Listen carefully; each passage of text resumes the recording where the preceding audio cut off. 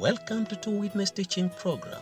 Two Witness, a Bible teaching program to change and transform people. You shall know the truth, and the truth shall make you free. Let's dive into it.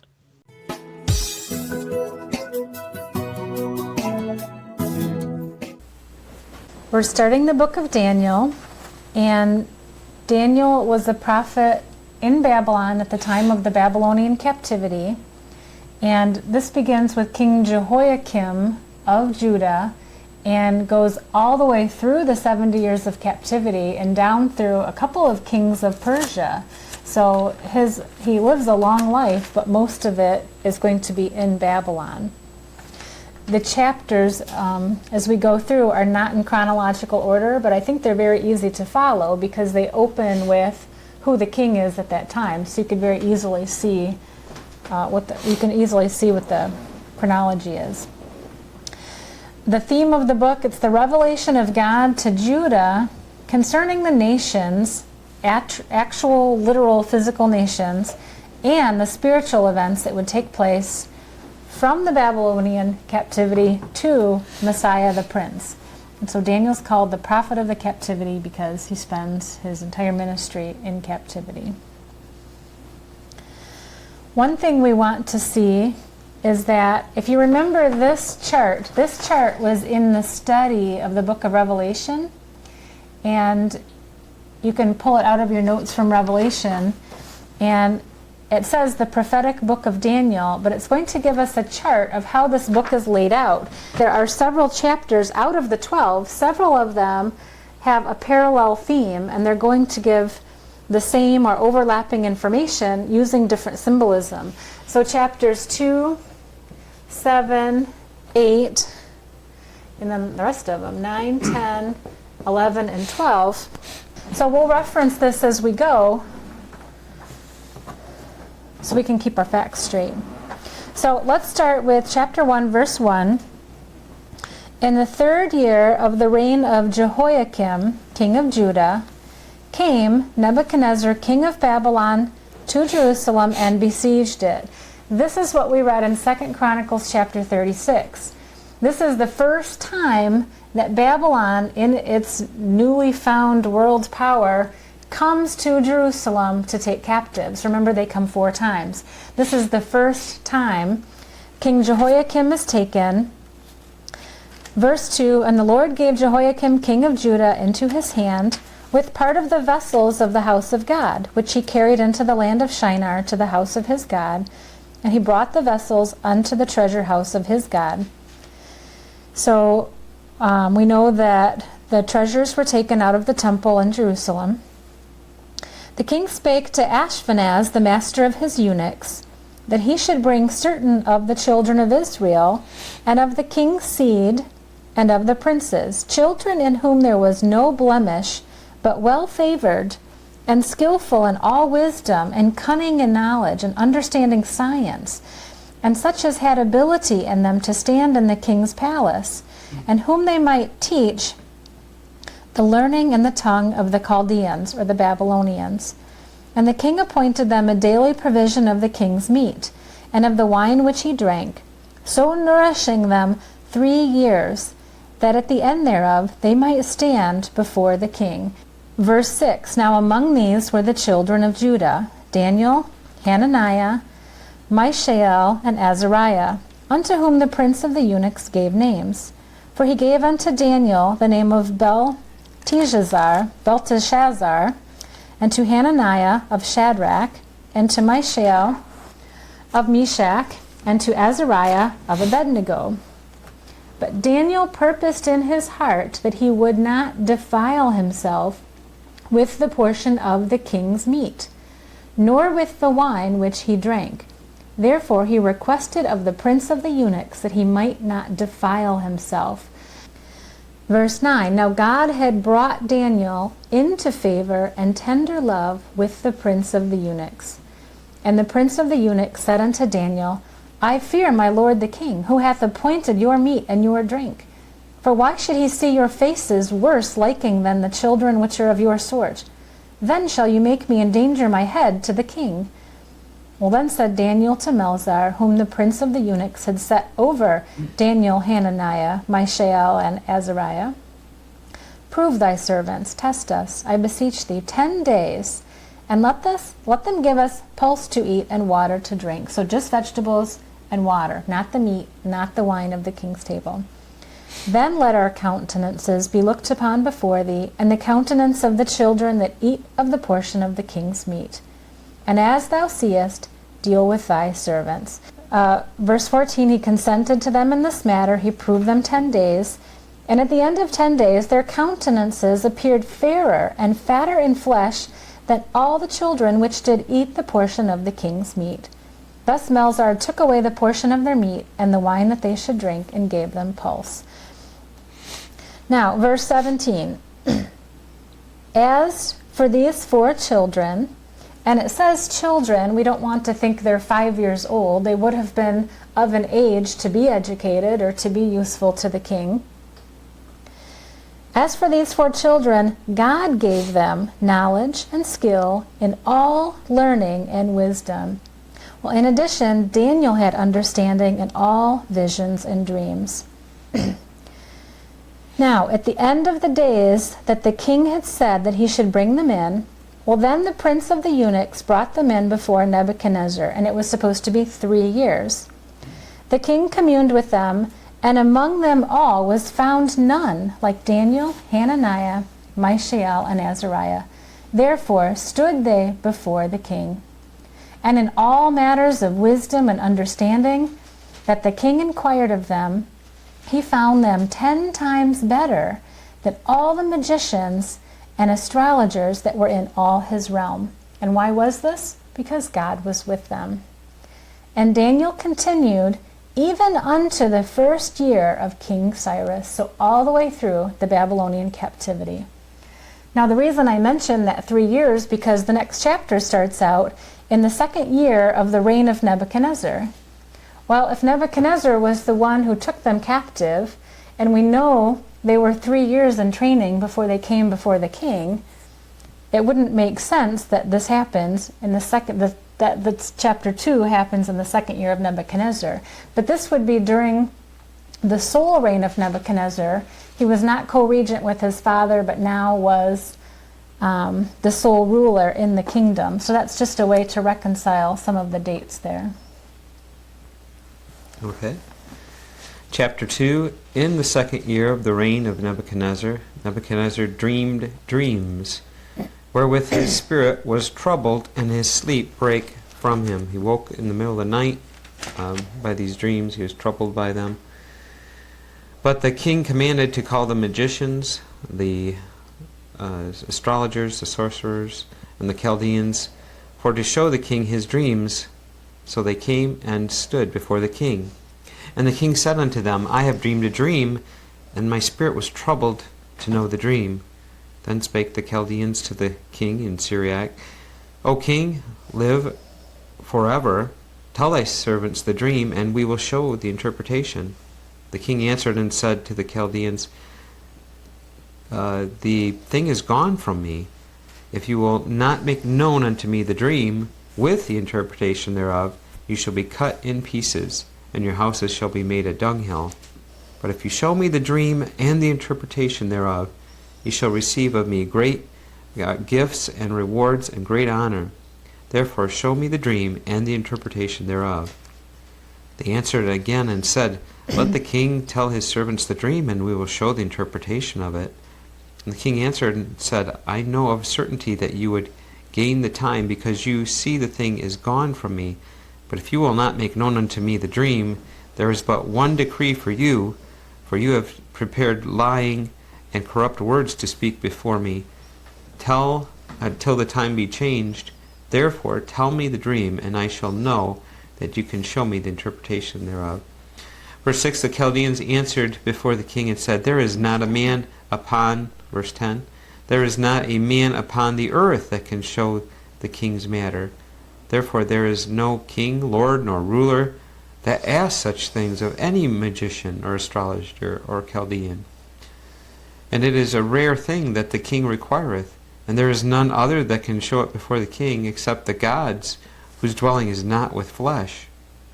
For this cause the king was angry and furious, and he commanded to destroy all the wise men of Babylon.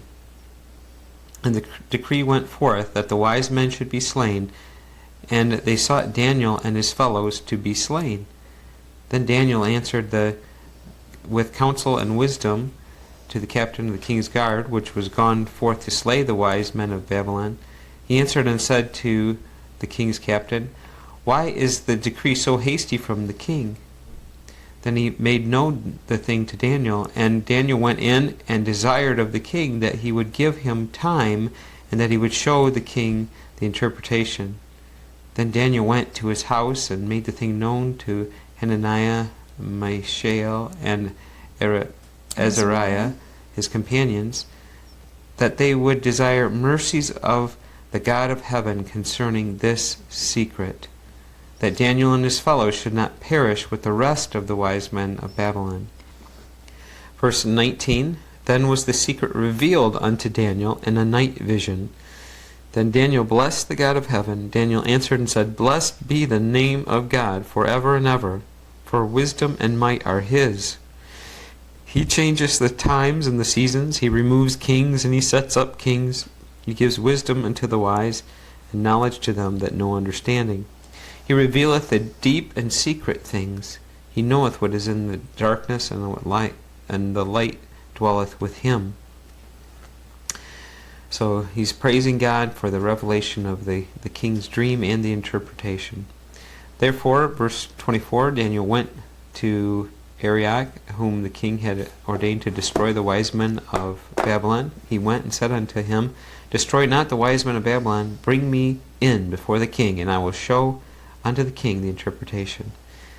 So he brought Daniel in before the king in haste, and said unto him, I have found a man of the captives of Judah, that will make known unto the king the interpretation. The king answered and said to Daniel, whose name is Belteshazzar, Art thou able to make known unto me the dream which I have seen, and the interpretation thereof? Daniel answered in the presence of the king and said, The secret which the king has demanded cannot the wise men, the astrologers, the magicians, the soothsayers show unto the king. But there is a God in heaven that revealeth secrets. And here's a sign of a true servant of God, not taking any glory for himself, but he says, The God of heaven, he knows, and he can reveal such things. And he maketh known. He's not saying, I can do it, and taking any of the glory. The God I serve has revealed it to me. He can make it known to the king Nebuchadnezzar what shall be in the latter days. Thy dream and the visions of thy head upon thy bed are these. As for thee, O king, thy thoughts came into thy mind upon thy bed, what should come to pass hereafter. It's about the future. And he that revealeth secrets maketh known to thee what shall come to pass. But as for me, this secret is not revealed to me for any wisdom that I have more than any living, but for their sakes that shall make known the interpretation to the king, and that thou mightest know the thoughts of thy heart. Thou, O king, sawest, and behold, a great image. This great image, whose brightness was excellent, stood before thee, and the form thereof was terrible. This image head was of fine gold, his belly and his arms of silver, his breast and his arms of silver, his belly and his thighs of brass, his legs of iron, his feet part of iron and clay. And thou sawest till a stone that was cut out with hands, without hands, which smote the image upon his feet, that were of iron and clay, and brake them to pieces. Then was the iron, the clay, the brass, the silver, and the gold broken to pieces together, and became like the chaff of the summer threshing floors. And the wind carried them away, that no place was found for them. And the stone that smote the image became a great mountain, and filled the whole earth. This is the dream, and we will tell the interpretation thereof before the king. Now let's draw this image. Can I remove this now? Yeah.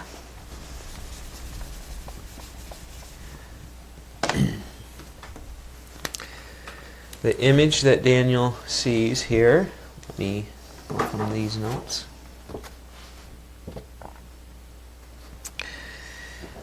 Is an image, a terrifying image, great image that has the form of a man, of which the head we see is of gold.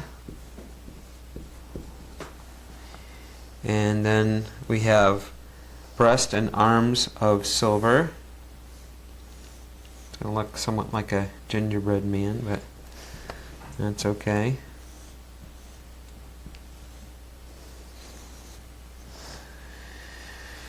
Silver, and we're seeing metals that diminish in their value. We have belly and thighs of brass,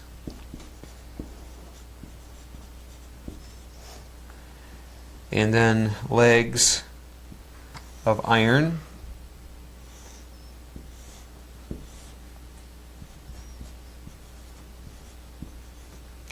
and going down to feet that are iron and clay mixture.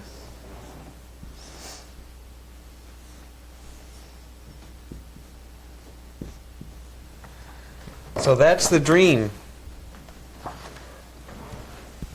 Now Daniel still needs to tell the king the interpretation. Verse 37, Thou, O king, art a king of kings. So this is the beginning of the revelation that Nebuchadnezzar is the head. He's the top one. You're a king of kings. For the God of heaven hath given thee a kingdom, power and strength and glory. It comes from God because God is orchestrating the world empires. He's the one who's ultimately in charge. He's bringing up kings. He's setting down kings. And he says, God has given you this kingdom. And wheresoever the children of men dwell, the beasts of the field and the fowls of heaven, hath he given into thy hands, and hath made thee ruler over them all. Thou art this head of gold. So Interpretation. You are, in this image, which is going to be world-dominating empires, Nebuchadnezzar.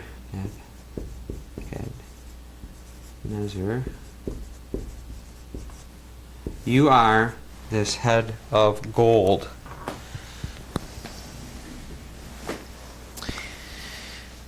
Verse 39, And after thee shall arise another kingdom inferior to thee. That's right. It's a kingdom that's described as being silver. And another third kingdom of brass, still inferior yet to that one, which shall bear rule over all the earth. And a fourth kingdom shall be strong as iron, for as much as iron breaketh in pieces and subdueth all things. And as iron that breaketh all these, it shall break in pieces and bruise. And whereas thou sawest the feet and toes, part of potter's clay and part of iron, the kingdom shall be divided, but there shall be in it of the strength of iron, for as much as thou sawest the iron mixed with miry clay. So here's a kingdom inferior to Nebuchadnezzar's, then another one that follows it, another that's called strong, it's of iron, but it's going to end up being a weak mixture of iron and clay, which cannot mix together, and so it will be vulnerable and it will collapse. Verse 42, And as the toes of the feet were part of iron and part of clay, so the kingdom shall be partly strong and partly broken. And whereas thou sawest iron mixed with miry clay, they shall mingle themselves with the seed of men, but they shall not cleave one to another, even as iron is not mixed with clay. And in the days of these kings shall the God of heaven set up a kingdom, which shall never be destroyed. And the kingdom shall not be left to other people, but it shall break in pieces and consume all these kingdoms, and it shall stand forever. So after all these kingdoms shall come another kingdom that God shall set up, that shall last forever. For as much as thou sawest that the stone was cut out of the mountain without hands, so this is without men's doing, this is done by God, and that it brake in pieces the iron, the brass, the clay, the silver, and the gold, the great God hath made known to the king what shall come to pass hereafter, and the dream is certain, and the interpretation thereof sure. So God is going to cause a stone. This is, remember, this is an image of world empires, world dominating. Maybe you can write what they are on there. Dominating empires. And he's saying there's going to be this progression. Nebuchadnezzar, you're the start. It's going to go through here till we reach this point, and then there's going to be a stone that God tosses here at this image, and it will break this image so that it collapses, and the stone will then establish a kingdom, an eternal kingdom that will be set up in its place. All right, let's finish out the chapter. Then the king Nebuchadnezzar fell upon his face and worshipped Daniel, and commanded that they should offer an oblation and sweet odors unto him. And the king answered unto Daniel and said, Of a truth it is that your God is a God of gods, and a Lord of kings, and a revealer of secrets, seeing that thou couldst reveal this secret. Then the king made Daniel a great man, and gave him many great gifts, and made him ruler over the whole province of Babylon, and the chief of the governors over all the wise men of Babylon. Then Daniel requested of the king, and he set Shadrach, Meshach, and Abednego over the affairs of the province of Babylon. But Daniel sat in the gate of the king. So he's now the king's right-hand man.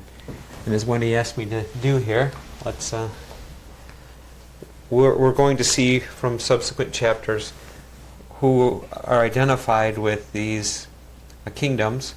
Nebuchadnezzar is Babylon. Then with the silver, we have the Medes. There's no what? A? No A in Medes. Medes, Persians. Okay, and you see that symbolized in the two arms there. And in the belly and the thighs of brass, we have the Greeks. And in the iron, we have the Romans, which are also going to have an east and a west, and then the Roman Empire is going to be, by the end, is going to be not a strong empire, but a collection of other kingdoms that never do quite function together properly. But at the end here, in the time of the Roman Empire, is when the stone comes. We know who the stone is. Jesus Christ comes, and he breaks the power of these worldly kingdoms and establishes his own spiritual kingdom that supersedes all of these. Okay, in chapter 3, Nebuchadnezzar, the king, he makes an image of gold. So after this dream, he makes this image. Its height was 60 cubits and the breadth 6 cubits. He set it up in the plain of Dura in the province of Babylon. Well, then Nebuchadnezzar the king sent to gather together the princes, the governors, the captains, the judges, treasurers, counselors, sheriffs, and all the rulers of the provinces to come to the dedication of the image which Nebuchadnezzar the king had set up. Well then, verse 3, they were all gathered together unto the dedication of the image that Nebuchadnezzar the king had set up, and they stood before the image. Verse 4, then a herald cried aloud, to you it is commanded, O people, nations, and languages, that at what time you hear the sound of the cornet, flute, harp, sackbut, which is a lyre, psaltery, dulcimer, and all kinds of music, you fall down and worship the golden image that Nebuchadnezzar the king hath set up. And whoso falleth not down and worship shall the same hour be cast into the midst of a burning fiery furnace. Verse 7, therefore at that time when the people heard the music, all the people, the nations and languages, fell down and worshipped the golden image that Nebuchadnezzar the king had set up. Wherefore, this is verse 8, wherefore at that time certain Chaldeans came near and accused the Jews. They spake to the king, Nebuchadnezzar, O king, live forever. Thou, O king, hast made a decree that every man that shall hear the sound of the music shall fall down and worship the golden image, and whoso falleth not down and worships, that he should be cast into the midst of the burning fiery furnace. Well, there are certain Jews whom thou hast set over the affairs of the province of Babylon, Shadrach, Meshach, and Abednego. These men, O king, have not regarded thee. They serve not thy gods, nor worship the golden image which thou hast set up. Well, Nebuchadnezzar in his rage and fury commanded them to be brought. Verse 14, Nebuchadnezzar spake and said to them, is it true, O Shadrach, Meshach, and Abednego, that you do not serve my gods, nor worship the golden image which I have set up? Verse 15, here's your last chance. If you be ready, that when you hear the sound of the music, you fall down and worship the image which I have made, well. But if you worship not, you shall be cast the same hour into the midst of a burning fiery furnace. And who is that God that shall deliver you out of my hands? Well, there's the challenge. The gauntlet's been thrown down. And I just love how they respond. I love it. In verse 16, they say, we are not careful to answer thee in this matter. And I researched this at length. And this is really what it seems to mean. We care not to debate you in this manner. It's already settled in our hearts what our decision is. There's no arguing, there's no debating. If it be so, our God whom we serve is able to deliver us from the burning fiery furnace, and he will deliver us out of thy hand, O king. But if not, be it known unto thee, O king, that we will not serve thy gods, nor worship the golden image which you have set up. Verse 19, Nebuchadnezzar, full of fury, and the form of his visage was changed, and he spake and he commanded they should heat the furnace 7 times more than it was wont to be heated. And he commanded the most mighty men that were in his army to bind them and cast them into the burning fiery furnace. These men were bound in their coats, their hosen, their hats, and their other garments, very hastily cast into the midst of the burning fiery furnace. Therefore, because the king's commandment was urgent, and the furnace exceeding hot, the flame of the fire slew those men that took up Shadrach, Meshach, and Abednego. So here we have another reckless loss of life just because of the anger of the king. Well, the 3 men fell down bound into the midst of the burning fiery furnace. Verse 24, then Nebuchadnezzar the king was astonied. And this is a combination of amazement and alarm. He rose up in haste, and he spake and said to his counselors, did not we cast 3 men bound into the midst of the fire? They answered and said unto the king, true, O king. Well, he answered and said, lo, I see 4 men loose, walking in the midst of the fire, and they have no hurt. And the form of the 4th is like the Son of God. And we know it's not Jesus Christ himself. I believe that to be true, that it's not Jesus. In fact, in verse 28, it says it's an angel. 26, then Nebuchadnezzar came near to the mouth of the burning fiery furnace and spake and said, Shadrach, Meshach, and Abednego, ye servants of the Most High God. We have another confession from the king's mouth. Come forth and come hither. Well, then they came forth of the midst of the fire.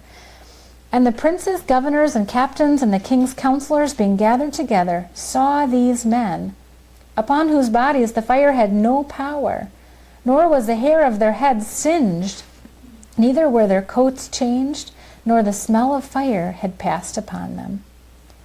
Nebuchadnezzar spake and said, Blessed be the God of Shadrach, Meshach, and Abednego, who hath sent his angel, and delivered his servants that trusted in him, and have changed the king's word. And the king's word was to destroy them. And so he changes the king's resolve now to destroy them. And yielded their bodies that they might not serve nor worship any god except their own God. And this is a providential deliverance, and I believe Nebuchadnezzar may have on some level believed what he was saying, but yet we don't see any evidence of that in a change in his own life or in how he rules his kingdom.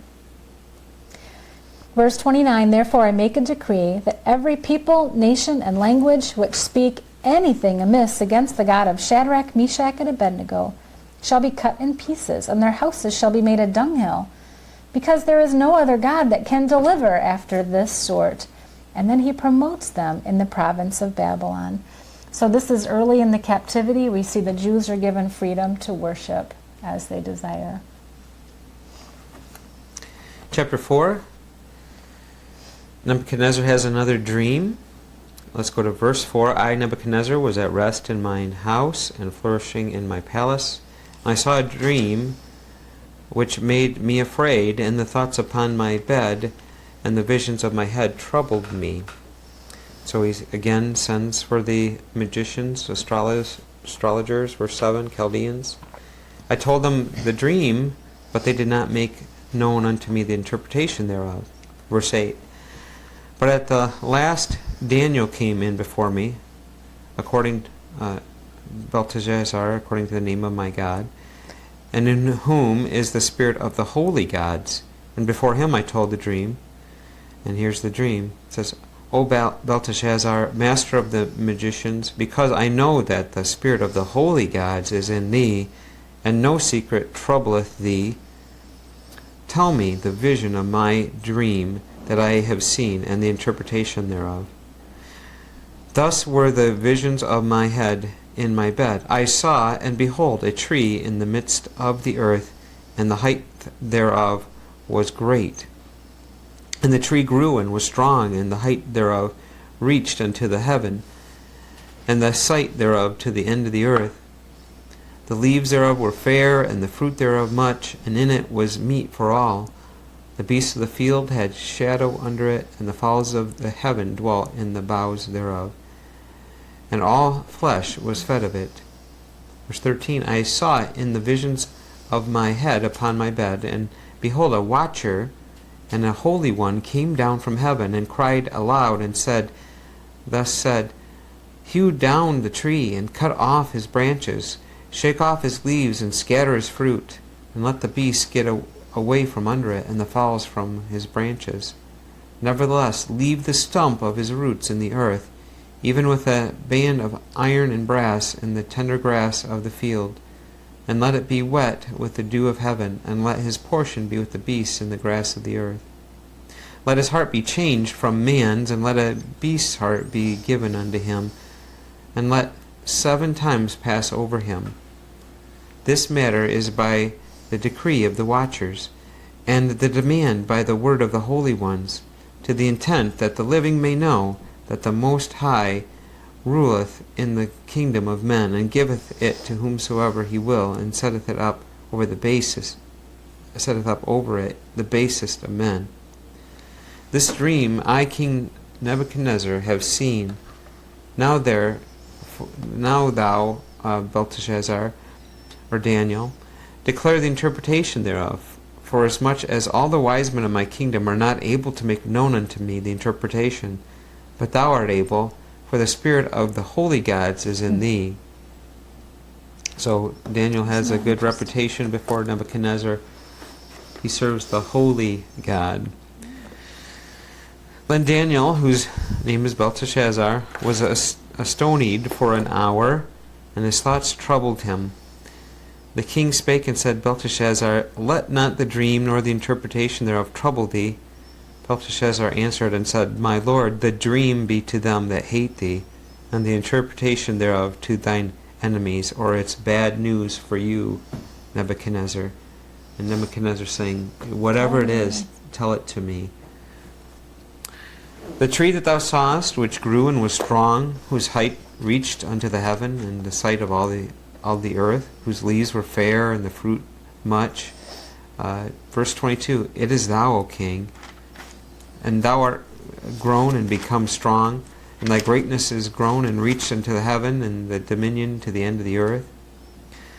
And whereas the king saw a watcher and a holy one coming down from heaven, and saying, Hew the tree down and destroy it, yet leave the stump and the roots thereof in the earth. This is the interpretation, O king, in verse 24. Verse 25, that they shall drive thee from men, and thy dwelling shall be with the beasts of the field, and they shall make thee to eat grass as oxen, and they shall wet thee with the dew of heaven, and 7 times shall pass over thee, or 7 years, till thou know that the Most High ruleth in the kingdom of men, and giveth it to whomsoever he will. Verse 26, I think. And whereas they commanded to leave the stump of the tree roots, thy kingdom shall be sure unto thee. It's not going to be taken away. After that thou shalt have known that the heavens do rule. Wherefore, O king, let my counsel be acceptable unto thee, and break off thy sins by righteousness. Repent to God, serve God, and thine iniquities by showing mercy to the poor, and if it may be a lengthening of thy tranquility. And all this came upon King Nebuchadnezzar. At the end of 12 months he walked in the palace of the kingdom of Babylon. And the king spake and said, Is it not this great Babylon that I have built for the house of my kingdom by the might of my power and for the honor of my majesty? And while the word was in the king's mouth, there fell a voice from heaven, saying, O King Nebuchadnezzar, to thee it is spoken, the kingdom is departed from thee.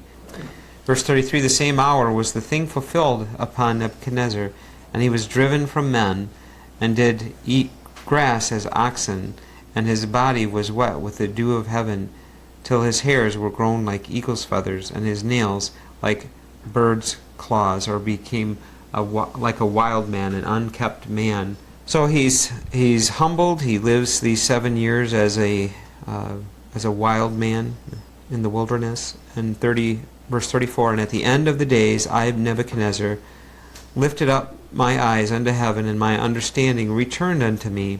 And I blessed the Most High, and I praised and honored him that liveth forever, whose dominion is an everlasting dominion, and his kingdom is from generation to generation. And all the inhabitants of the earth are reputed as nothing, and he doeth according to his will in the army of heaven and among the inhabitants of the earth. And none can stay his hand or stop him, and say unto him, What doest thou? Or question what he's doing. At the same time my reason returned unto me, and for the glory of my kingdom my honor and brightness returned unto me, and my counselors and my lord sought unto me, and I was established in my kingdom, and excellent majesty was added unto me. Now I, Nebuchadnezzar, praise and extol and honor the King of heaven, all whose works are truth, and his ways judgment, and those that walk in pride he is able to abase or to humble. Chapter 5 is going to jump years ahead, because now we don't see Nebuchadnezzar on the throne, we see Belshazzar on the throne. This is almost toward the very, well, it's the very end. He's the last king of Babylon before Babylon falls to Persia. So if you just want some history, the third king after Nebuchadnezzar was Nabonidus, and his son is Belshazzar, that we're going to see in chapter 5 here.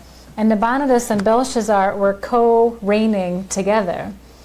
And that'll be significant as we get into our story. Well, Belshazzar the king made a great feast to 1,000 of his lords, and drank wine before the 1,000. Belshazzar, while he tasted the wine, commanded to bring the gold and silver vessels which his father, really like a great-great-grandfather, Nebuchadnezzar, had taken out of the temple which was in Jerusalem, that the king and his princes, his wives, and his concubines might drink therein. There's a tremendous act of pride. Then they brought the golden vessels that were taken out of the temple of the house of God, which was at Jerusalem. And the king, his princes, his wives, and his concubines drank in them.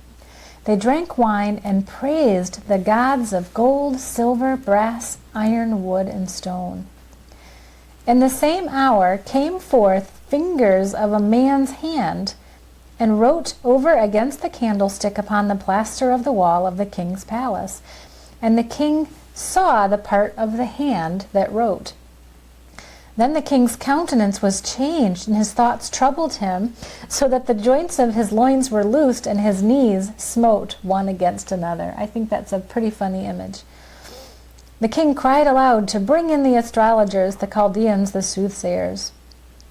And the king spake and said to the wise men of Babylon, Whosoever shall read this writing, and show me the interpretation thereof, shall be clothed with scarlet, and have a chain of gold about his neck, and shall be third ruler in the kingdom. Now why the third? Because he and his father were the first and second. So third ruler would be whoever reads this handwriting for him. Verse 9, Then was King Belshazzar greatly troubled. Let's go to verse 8. Then came in all the king's wise men, but they could not read the writing, nor make known to the king the interpretation thereof. Well, then was King Belshazzar greatly troubled, and his countenance was changed in him, and his lords were astonished. Well, now the queen, by reason of the words of the king and his lords, came into the banquet house, and the queen spake and said, O king, live forever. Let not thy thoughts trouble thee, nor let thy countenance be changed. There is the man in thy kingdom, in whom is the spirit of the holy gods. And in the days of thy father, light and understanding and wisdom, like the wisdom of the gods, was found in him. Verse 12, Forasmuch as an excellent spirit and knowledge and understanding, interpreting of dreams and showing of hard sentences and dissolving of doubts were found in the same Daniel, whom the king named Belteshazzar, now let Daniel be called, and he will show the interpretation. So we have a queen who has some knowledge here about this. Then was Daniel brought in before the king, and the king spake and said unto Daniel, Art thou that Daniel, which art of the children of the captivity of Judah, whom the king my father brought out of Jewry? Now this has been 70 years, so Daniel would be, maybe he's 90 years old, or above 90 at this point. 14, I have even heard of thee, that the spirit of the gods is in thee, and that light and understanding and excellent wisdom is found in thee. He goes on to explain how his wise men could not interpret it. Verse 16, I have heard of thee, that you can make interpretations and dissolve doubts. Now if you can read the writing and make known to me the interpretation thereof, thou shalt be clothed with scarlet, and have a chain of gold about thy neck, and thou shalt be third ruler in the kingdom. So he's offering these little rewards, dangling these carrots. And Daniel, who has seen it all, he's lived through how many kings now? Verse 17, Daniel said, Let thy gifts be to thyself, give thy rewards to another. Yet I will read the writing unto the king, and make known to him the interpretation. O thou king, the Most High God gave Nebuchadnezzar thy father a kingdom, and majesty, and glory, and honor. And for the majesty that he gave him, all people, nations, and languages trembled and feared before him. Whom he would, he slew, and whom he would, he kept alive, and whom he would, he set up, and whom he would, he put down. But when his heart was lifted up and his mind hardened in pride, he was deposed from his kingly throne, and they took his glory from him. He was driven from the sons of men, and his heart was made like the beasts, and his dwelling was with the wild asses. And they fed him with grass like oxen, and his body was wet with the dew of heaven, till he knew that the Most High God ruled in the kingdom of men, and that he appointeth over it whomsoever he will. Verse 22, Thou his son, O Belshazzar, you have not humbled your heart, though you knew all this.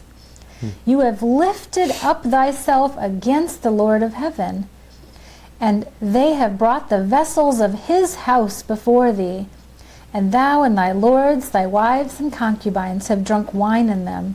You have praised the gods of silver and gold, of brass, iron, wood, and stone, which see not, nor hear, nor know. And the God in whose hand thy breath is, and whose are all thy ways, hast thou not glorified. So the same sin of pride. 24, Then was the part of the hand sent from him, and this writing was written. And this is the writing that was written. Mene, mene, tekel, upharsin. And this is the interpretation of the thing. Mene, God hath numbered thy kingdom and finished it. This is the end of Babylon. It's the end of the 70 years reign of Babylon as a world power. 27, Tekel, thou art weighed in the balances and found wanting. You're lacking in that which God desires. And verse 28, Perez, the kingdom is divided and given to the Medes and the Persians. Then commanded Belshazzar, they clothed Daniel with scarlet, put a chain of gold about his neck, and made a proclamation concerning him that he should be the third ruler in the kingdom. Isn't that interesting? He brought bad news, didn't he? This was a judgment from God. He interprets it. He's still given the rewards that he was promised. But verse 30, that night was Belshazzar, the king of the Chaldeans, slain, and Darius the Median took the kingdom, being about 62 years old. Chapter 6. It pleased Darius to set over the kingdom 120 princes, whom should be over the whole kingdom. And over these 3 presidents, of whom Daniel was first, that the princes might give accounts unto them, and the king should have no damage. Then this Daniel was preferred above the presidents and princes, because an excellent spirit was in him, and the king thought to set him over the whole realm, subject only to him. Then the presidents and the princes sought to find occasion against Daniel concerning the kingdom, but they could find none occasion nor fault, for as much as he was faithful, neither was there any error or fault found in him. Then said these men, We shall not find any occasion against this Daniel, except we find it against him concerning the law of his God. Then these presidents and princes assembled together to the king, and said unto him, King Darius, live forever. All the presidents of the kingdom, the governors, the princes, the counselors, the captains, have consulted together to establish a royal statute, and to make a firm decree, that whosoever shall ask a petition of any god or man for 30 days, save of thee, O king, he shall be cast into the den of lions. Now, O king, establish the decree, and sign the writing, that it be not changed, according to the law of the Medes and Persians, which altereth not. Wherefore King Darius signed the writing and the decree. Verse 10, Now when Daniel knew that the writing was signed, he went into his house, and his windows being open in his chamber towards Jerusalem, he kneeled upon his knees 3 times a day, and prayed, and gave thanks before his God, as he did aforetime. Nothing changes in him. An open public display, he prays to his God. Then these men assembled, and found Daniel praying and making supplication before his God. Then they came near and spake before the king concerning the king's decree. Hast thou not signed a decree that every man that shall ask a petition of any god or man within 30 days, save of thee, O king, shall be cast into the den of lions? The king answered and said, The thing is true, according to the law of the Medes and Persians, which cannot be altered. Then answered they and said before the king, That Daniel, which is of the children of the captivity of Judah, regardeth not thee, O king, nor the decree that thou hast signed, but maketh his petition 3 times a day. Then the king, when he heard these words, was sore displeased with, not Daniel, with himself. Right. What have I done that I've set myself against this just man? And he set his heart on Daniel to deliver him, and he labored till the going down of the sun to deliver him. Just think about that. The king, who has all power, was concerned what was going to happen to this just man, this holy man of God. So he's worried about it. He's trying to figure out some way that he can uphold his law and still save Daniel. Then these men assembled unto the king and said unto the king, Know, O king, that the law of the Medes and Persians is that no decree nor statute which the king established may be changed. Then the king commanded, and they brought Daniel, and they cast him in the den of lions. Now the king spake and said unto Daniel, Thy God, whom thou servest continually, he will deliver thee. So he's encouraging Daniel. And a stone was brought and laid upon the mouth of the den, and the king sealed it with his own signet, and with the signet of his lords, that the purpose might not be changed concerning Daniel. Then the king went to his palace, and passed the night fasting. This is the king. The king is fasting and concerned for Daniel. Neither were instruments of music brought before him, and his sleep went from him. Then the king arose very early in the morning, and went in haste unto the den of lions. And when he came to the den, he cried with a lamentable voice unto Daniel. And the king spake and said to Daniel, O Daniel, servant of the living God, is thy God, whom thou servest continually, able to deliver thee from the lions? Then said Daniel unto the king, O king, live forever.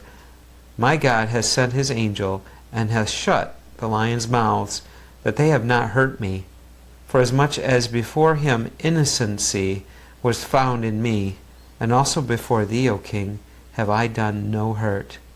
Amen. Then the king was exceedingly glad for him, and commanded that they should take Daniel up out of the den. So Daniel was taken up out of the den, and no manner of hurt was found upon him, because he believed in his God. And the king commanded, and they brought those men which had accused Daniel, and they cast them into the den of lions, them, their children, and their wives.